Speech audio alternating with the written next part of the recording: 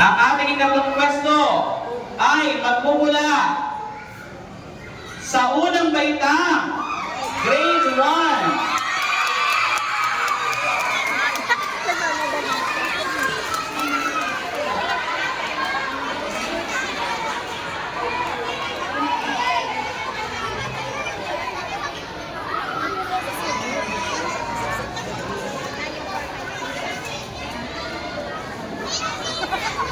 Ayan, sino kaya ang tatanghaling kampiyon ng ating primary level ngayong taon? Ayan, punta tayo lahat sa harap, mga bata.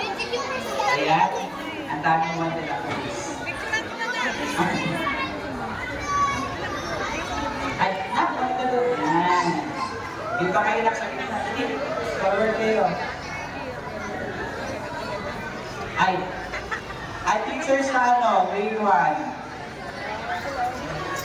Sino raw po ang pwede?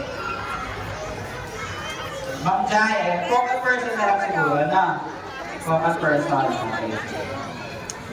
Ayan, congratulations sa ating ikatlong pwesto mula sa grade 1. Okay. Kinakabahan na.